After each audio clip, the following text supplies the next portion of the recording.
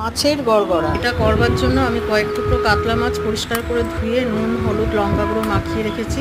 আর একটা পাত্রে হলুদ গুঁড়ো লঙ্কা গুঁড়ো নিয়ে উষ্ণ গরম জল দিয়ে মশলাটাকে ভিজিয়ে রেখেছি। আর 3টে পেঁয়াজ লম্বা লম্বা সরু ফালি করে কেটে রেখে দিয়েছি। এরপর গ্যাসে কড়া বসিয়ে তাতে একটু বেশি পরিমাণ তেল দিয়ে আমি মাছগুলোকে একে একে ভেজে তুলে নিলাম। এরপর ওই তেলেই কুচানো পেঁয়াজ দিয়ে পেঁয়াজটা একটু বাদামি হওয়া অবধি ভালো করে ভেজে নিয়ে তাতে আন্দাজ মতো নুন দিলাম। এরপর পেঁয়াজটাকে ভালো করে একটু ভেজে মশলাটা আগে থেকে যেটা করে রেখেছিলাম ওটা দিয়ে বাটিটা ধুয়ে সামান্য জল দিয়ে মাছগুলো একে একে দিলাম। দিয়ে এরপরে গ্যাস ফ্লেম কমিয়ে ঢাকা দিয়ে 2 মিনিট হতে দিলাম। 2 মিনিট পরে ঢাকা খুলে মাছের আরেকটা পিঠ উল্টিয়ে আরও 2 মিনিট হতে দিয়ে তারপর গ্যাস অফ করলাম।